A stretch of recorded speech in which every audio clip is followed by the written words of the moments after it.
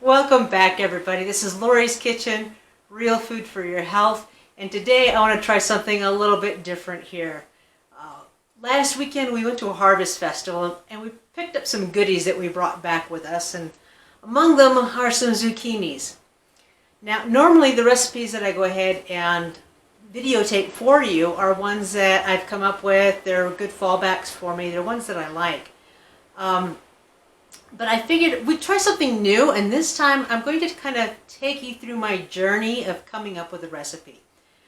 Now, I have not made zucchini bread since I've been living a keto lifestyle, doing the low carb, no gluten thing, eliminating added sugars and all of that. So I haven't made it since then. So this is going to be my first attempt at making zucchini bread, and I thought it'd be interesting to bring you guys along and share with you how I kind of go through the process. So, without any further delay, let's try and make some zucchini bread and see what we come up with, shall we? Now, as you can see here, I've already started the process. I cut up the zucchini into chunks, and I'm shredding it right now. And I do like to do a lot of this by hand. It's my thing. Now, I'm really excited, and I don't mind telling you, a little bit nervous about this whole process. I mean, most of this, or at least to this point, I've presented you and showed you recipes that I've at least tried out a time or two, if not having one of my good old standbys. And trying this for the first time for you on the camera here, I don't mind saying I am a little nervous because I don't know how this is going to turn out, and I'm hoping it turns out well. Now, if you can't see, as I'm shredding, I'm putting it in a bowl, and I have this cheesecloth in there so that I can go ahead and drain the excess liquid out of this as we go. I figured it'd be interesting to share with you exactly my process here. I'm sitting here thinking about it, and as we picked up the zucchini and reminded myself, gosh, it's been a while since I've made zucchini bread.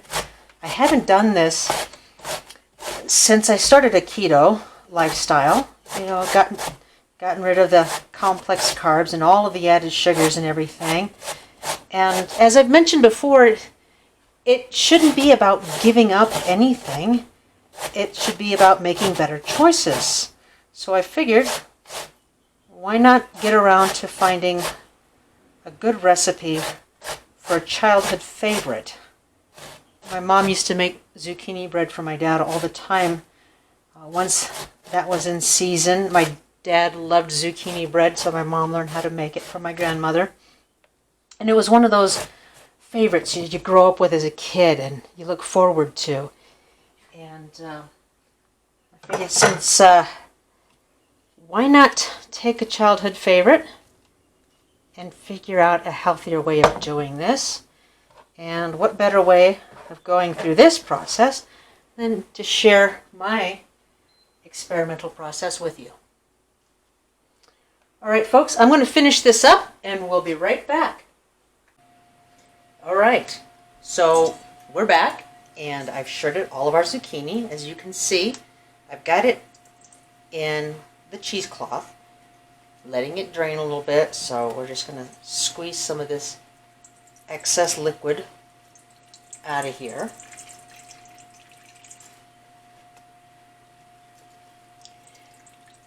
Again, we're going to kind of learn a little as we go along here, since I have not actually tried this before. And I'll try to explain some of the options that I use here as I go. But as I mentioned in my other videos, basically all we're doing is substituting stuff that is either inflammatory or, let's just be honest, it doesn't really resemble real food anymore. If you take a look at things like flour, wheat flour, things of that nature, if you were to look at that stuff today under a microscope, it doesn't resemble what great-grandparents or what have you were using and eating just a couple of generations ago. So we're trying to find healthier alternatives by just trying to use real food rather than a lot of this processed stuff. So I'm going to start out with getting about 1 cup of the zucchini, and that's going to be our test batch. So I'm going to go ahead and get about a cup worth of shredded zucchini. We'll see. We'll go from there. Again, I'm experimenting as we go, so I might change my mind in a minute. And depending on how this turns out, I'll give you any tweaks that I decide to make and a final recipe once we get this all wrapped up. So let's see how this goes. I'm going to take the dry ingredients and I'm going to go ahead and mix all of those first.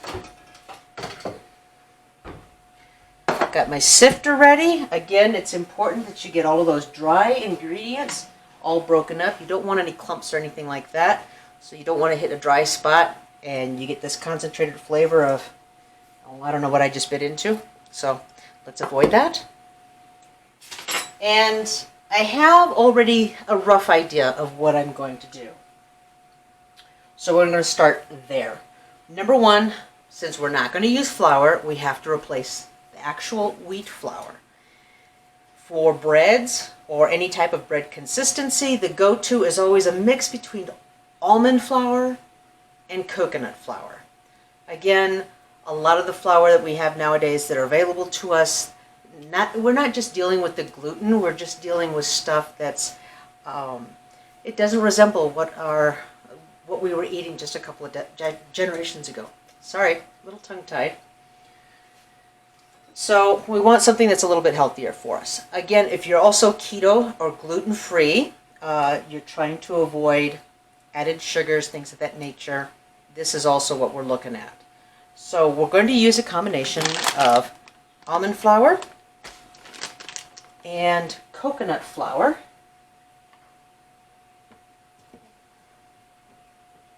And I just realized I'm missing one of my measuring cups.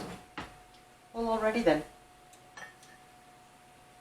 Okay, so we're going to do 1 cup of almond flour. We'll start there.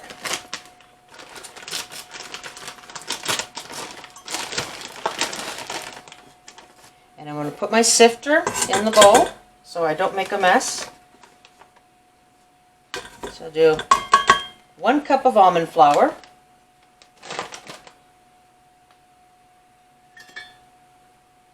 And I'm going to do about half a cup of the coconut flour. And the reason I always use this combination, the almond flour is great, but it doesn't give you that bready texture. So the coconut flour gives you more of that texture. It soaks up a lot of the liquids, so it absorbs that moisture where the almond flour is not going to absorb the moisture for you. So your butter and eggs and things of that nature don't really get absorbed into the almond flour. So the coconut is great. So the combination between the two is always going to give us more of that bread consistency. So I've got the 1 cup of almond flour and the half a cup of the coconut flour. And now I'm just going to go ahead and quickly sift that.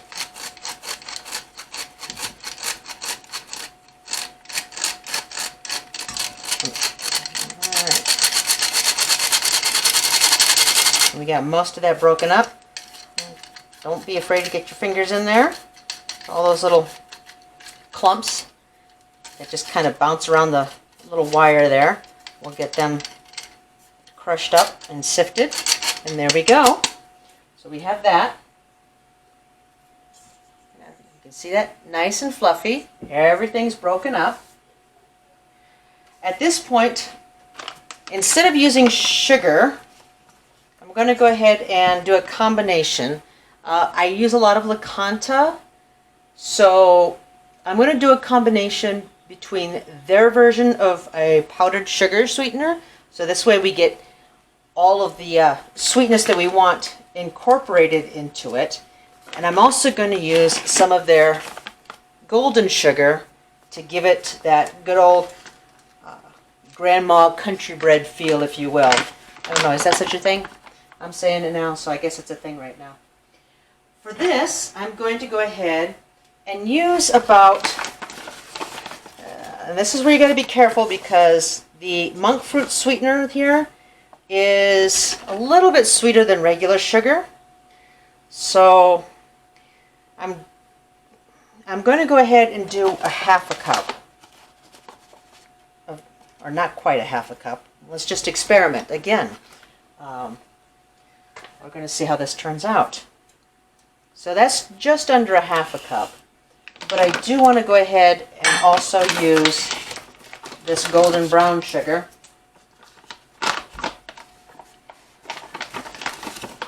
And I'm going to do about the same. About a half a cup. Maybe not quite. Not a full half cup. Since I've cut out the actual added sugars and the simplified sugars in my food, I find that I don't need as much to fulfill that sweet tooth or that sweetness in something, and you get to taste the natural flavors of things. So I'm going to add a little bit of salt, and I think that's the one thing I did not bring out, so I'm going to grab my pink salt here, and I'm going to do about, let's call it about half a teaspoon. Put that in there. Something to kind of take the edge off of that sweetness. Alright, so here is where I'm really going to kind of throw things out in the ballpark. I'm going to use some baking powder here. And I'm going to guess about 4 teaspoons, given the amount we've got here and the fact that we're trying to get this to be kind of a bread, zucchini bread. So you could also try a half and half of half baking soda and half baking powder. But I want to try the baking powder straight up. I got my cinnamon, so I'm going to do a teaspoon of that. I love my cinnamon. You know, you hear all the health benefits of cinnamon with like helping diabetes and things like that. If you want to really try that, if you want to try the health benefits of cinnamon, make sure that you actually get, I don't know if you can see this, and yeah, I don't know if you can see that at all. This is a Ceylon cinnamon. This is the cinnamon that actually has your actual health benefits. There's several different types. The common one that you find in the grocery store for your baking and things of that nature is actually, most of them come from China. It's a tree that tastes just like cinnamon. It's not the same thing though. So you don't get the same health benefits of cinnamon that you think you're getting. So if you're specifically looking for cinnamon for some health benefits, Ceylon cinnamon. Say that 3 times fast. Alright, the only thing that I'm missing right now, and this is important, is my psyllium husk powder. This is what's going to give us that cohesive, nice, fluffy bread consistency, since we don't have the gluten to do that for us. And for something this size, I'm going to go with a teaspoon. You don't want to overdo it.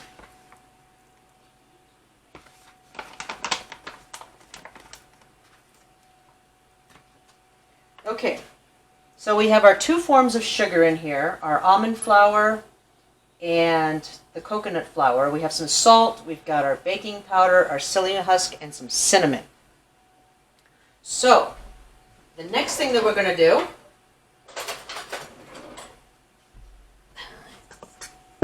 I'm just going to kind of incorporate this Get everything mixed up.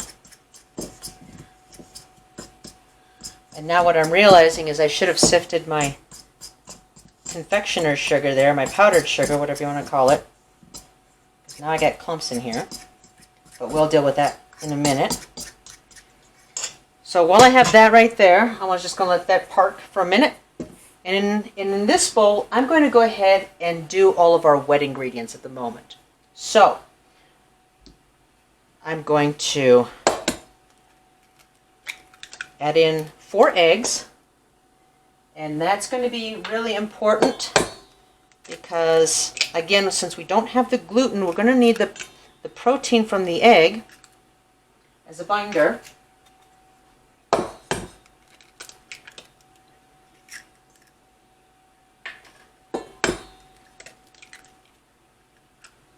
Messy business there, messy business. So now we have our 4 eggs. And what I'm going to add next is some more vanilla extract. And I'm going to do about a teaspoon of that as well.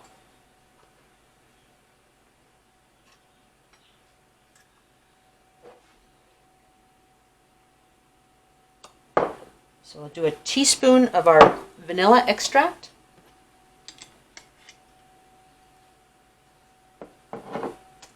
I'm going to add a little bit of some maple syrup. Again, I want a little bit of that country feel, so that flavor. I'm using the LaCanta maple syrup. It has no sugar in it. It's made out of the monk fruit sweetener.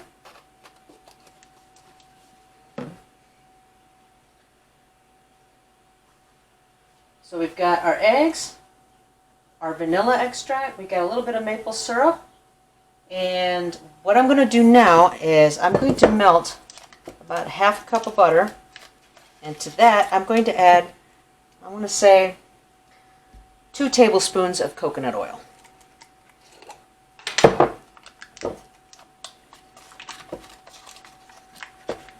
So I'm going to go ahead and cut out what I need from this block and put it on the stove to melt. I'm going to do the same thing with my coconut oil. It's cool enough that it's actually solidifying, so I'm going to go ahead and just add these guys into my pan and let them melt down so that I can go ahead and incorporate that, and we'll be back in a minute. Alright, we're back. So while I was waiting for the butter to melt as well as the coconut oil, I went ahead and ran all of our dry ingredients through the sifter again. I had quite a few clumps with the powdered sugar, so I wanted to make sure that that was all taken care of, and now we're all good there. We went ahead and mixed up our egg ingredients, whisked that up really quick. There you go. And now what I'm going to do, I'm going to go ahead and add in the wet ingredients to the dry ingredients, and then once I've got that incorporated, I'll add the butter and oil. I don't want to cook our eggs here, so that's still being a little warm. I don't want to do that right away. So get all of that in here, and I want to mix this up.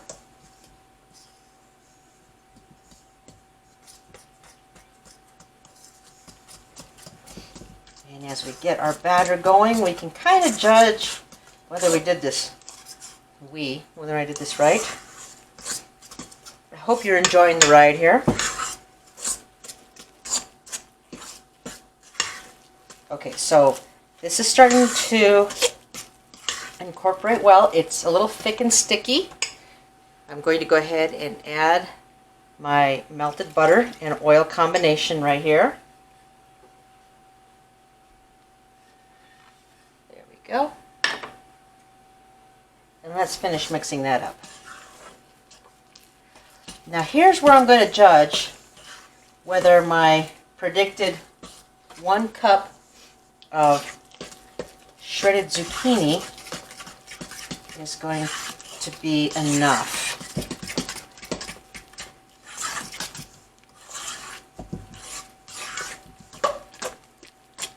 All right, so we got a nice batter consistency going on here. This is looking nice.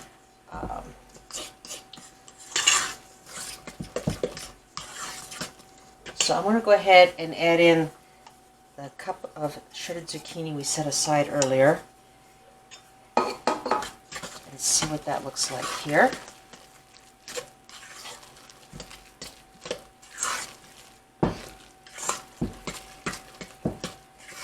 And that's looking nice.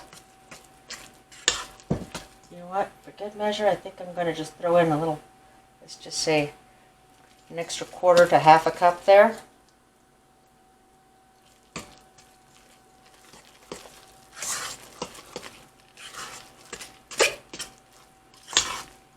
All right. I'm liking the way this just looks. I think we have a nice ratio there. We'll see. Yeah. All right. We're mixed up nicely. I want to go ahead and take our baking pan dish here. And this is one of your, it's a standard, well, this one is an 8x4. So that's what I'm going to go ahead and use. And we're just going to get this in there. This does seem a little thick, so, well, we're going to go ahead and just go with it.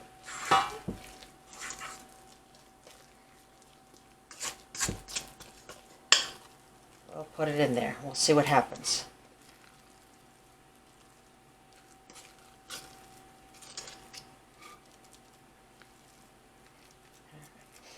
We'll get this tap down in there, make sure we get it evened out. We don't have any of those nasty little air pockets.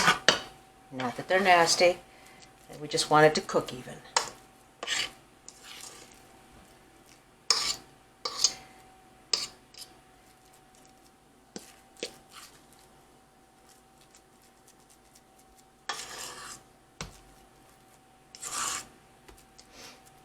Alright, probably have to get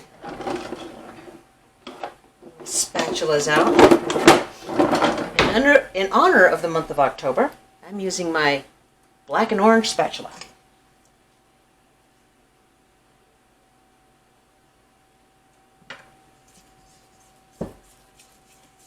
Okay, I'll get the rest of this in there. Now, I've had if you can't hear it in the background, got this stove already going. It preheated. I heard it beep a little bit ago. I think it beeped while I was talking to you. And we're going to flatten this out. So I've got it at 325, and I'm going to have this in there for about an hour. I'm going to have to keep an eye on it. I've mentioned that I am at higher elevation, so that plays a huge role on baking times. So there we go. No, sorry about that. Just want to make sure we get that nice and even so it cooks evenly.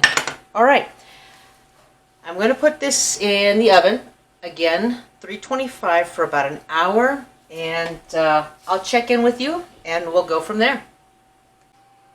All right, we're about 3 minutes away from our zucchini bread coming out of the oven, and I'm really excited. It's smelling good in here. I just took a peek, turned on the light to the oven, took a look.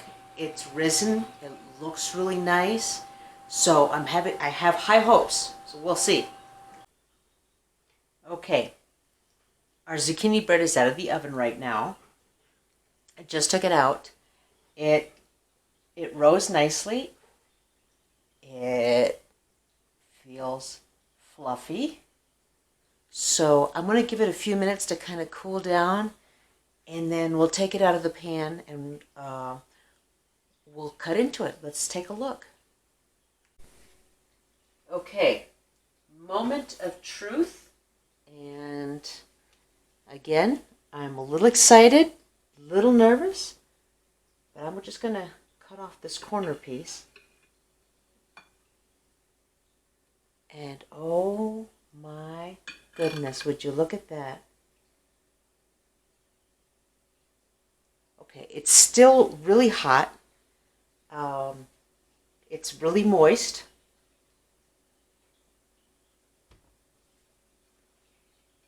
I can't bear it. I'm going to go ahead and try a piece.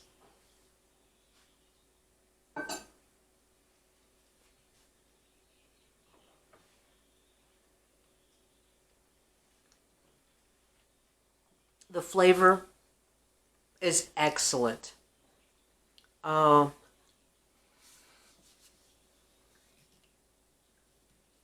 Just that little hint of maple is quite a unique flavor.